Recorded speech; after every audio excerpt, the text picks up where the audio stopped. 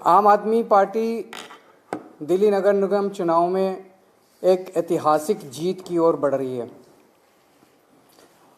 भारत की राजनीति के अंदर हमने ही रिकॉर्ड बनाया था 70 में से 67 सीट का, और मैं समझता हूं कि दिल्ली नगर निगम के इस चुनाव में आम आदमी पार्टी अपने ही रिकॉर्ड को तोड़ने जा रही है और उससे भी ज़्यादा बड़ा रिकॉर्ड आम आदमी पार्टी बनाने जा रही है।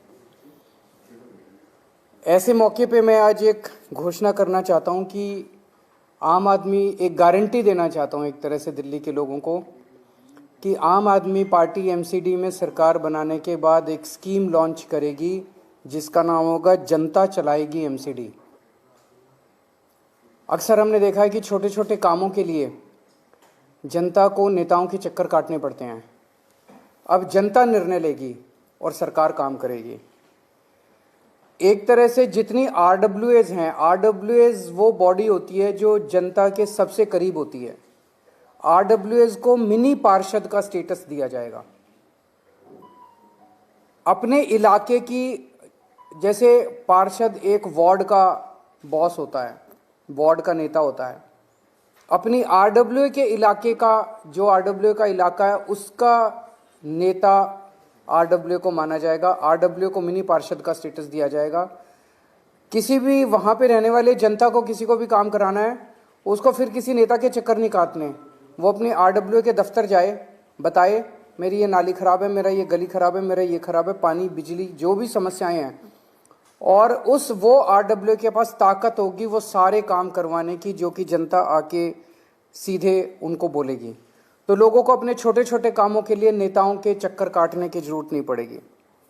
आरडब्ल्यूएस को अपना दफ्तर चलाने के लिए और लोगों के सारे छोटे छोटे काम कराने के लिए फंड्स उपलब्ध कराए जाएंगे।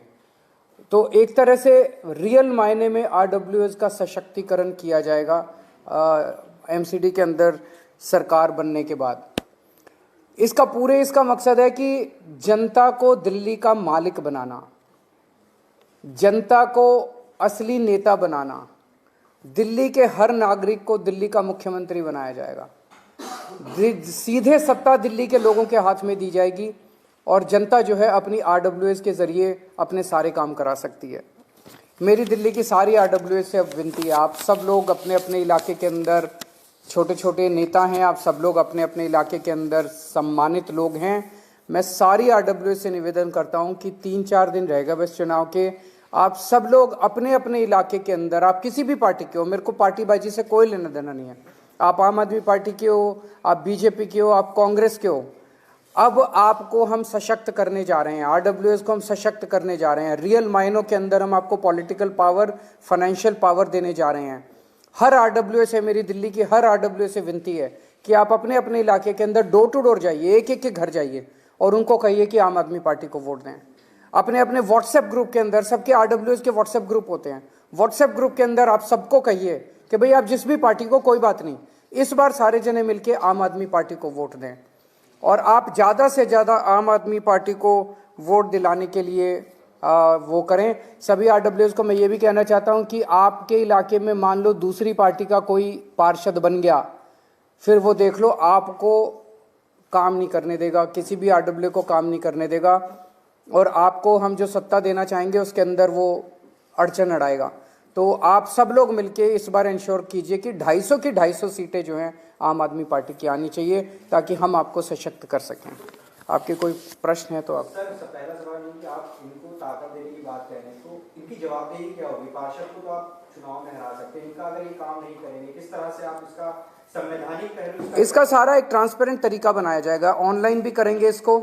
जैसे मान लीजिए जनता आई उनके पास, एक तरह से उनको अपना ऑफिस चलाने के लिए भी अगर हम पैसे देंगे तो सिस्टम भी बनाएंगे ऑनलाइन। जितनी प्रॉब्लम्स आ रही हैं, जितनी ग्रीवांसेस आ रही हैं, लोगों की जितनी डिमांड्स आ रही हैं, वो ऑनलाइन पार्षद भी देख सकता है, एमएलए भी देख सकता है, सरकार भी देख सकती है कितनी समस्याएं सॉल्व हो रही हैं, कितनी समस्याएं सॉल्व नहीं हो रही हैं। तो वो उस तरह की अकाउंटेबिलिटी रहेगी। सर, क्योंकि आप सर्वे लगातार कराते हैं, आप कह रहे हैं कि रिकॉर्ड तो उठ रहा है, अब आज की डेट में आपका सर्वे क्या कह रहा है, और अगर इतना मजबूत सर्वे है तो कहां तक वो नंबर जाएगा इस अनाउंसमेंट के बाद? मैंने जैसे पहले भी कहा था 230 क्रॉस करना चाहिए मेरे हिसाब से, 250 में से 230 क्रॉस करना चाहिए।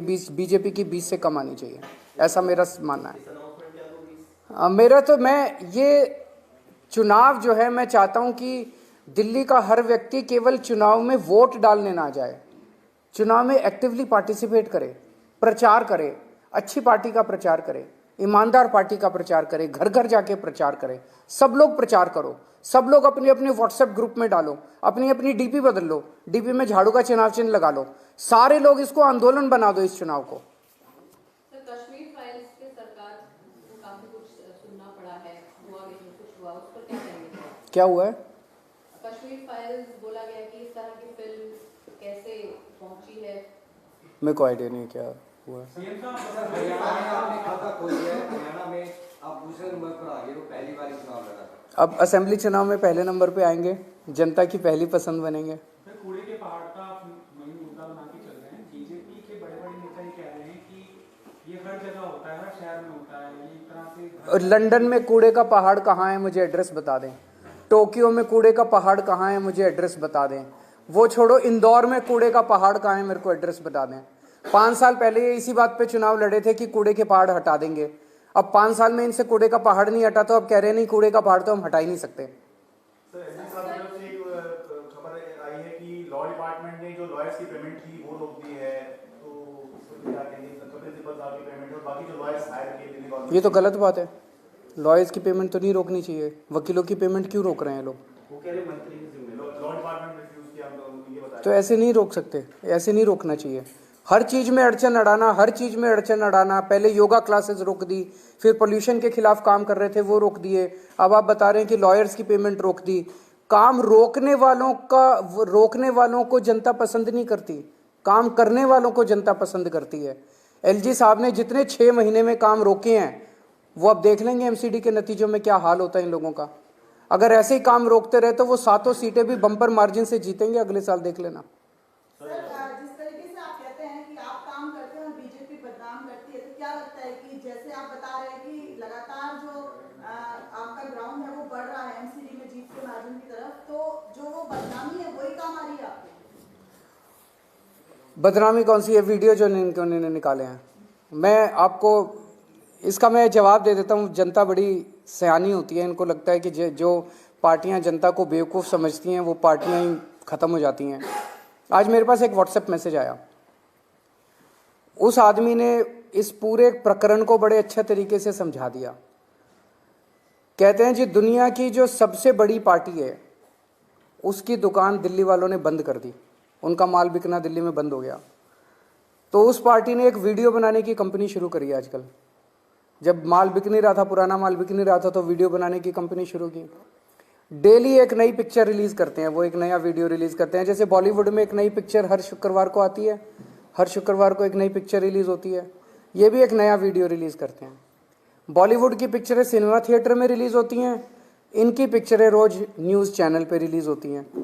लेकिन पिक्चरें इतनी घटिया और इतनी बोरिंग है कि सुबह 9 बजे रिलीज होती है, बस पहले 9 से 12 का शो चलता है, 12 बजे सारे न्यूज़ चैनलों पे खत्म हो जाती है। उसके बाद कोई चलाता ही नहीं इनकी पिक्चरों को।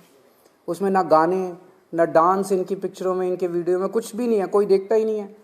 इनसे निवेदन है कि कुछ वो इनके नेता का एक वो रिंकिया के पापा का डांस डाल दें, उसमें वो बेबी बियर पी के नाचे छम छम छम, वो डाल दें तो पिक्चर थोड़ी चल तो जाए। और पिछले 4-5 दिन से तो पिक्चरें आ ही नहीं रही, पता नहीं क्या हो गया, इनके वीडियो ही कोई नहीं आए 4-5 दिन से, तो फेल हो चुके हैं, इनकी वीडियो की कंपनी भी फेल हो चुकी है। इस तरह के जो वीडियोज हैं वो पॉलिटिक्स में कोहराम मचाते रहे, लेकिन पहली बार मैंने बताया कि वीडियो इतने बोरिंग हैं, वीडियो में कोई कंटेंट नहीं है। वीडियो को थोड़ा एंटरटेनिंग बनाएंगे तभी तो वीडियो चलेंगे, तभी तो पिक्चरें चलेंगी, उसमें कुछ भी नहीं है, इतने बोरिंग वीडियो हैं। एंटी इनकम्बेंसी है या आपके कामों को जनता वोट कर रही है एमसीडी में, या भाजपा? जनता पॉजिटिव राजनीति चाहती है, जनता गाली गलोच नहीं चाहती। आज इनके 7 मुख्यमंत्री इन्होंने ला रखे हैं दिल्ली में, 7 मुख्यमंत्री, 7 प्रदेशों के मुख्यमंत्री, 1 उप मुख्यमंत्री केशव प्रसाद मौर्य और 17 कैबिनेट मिनिस्टर इनके दिल्ली में उतरे हुए हैं।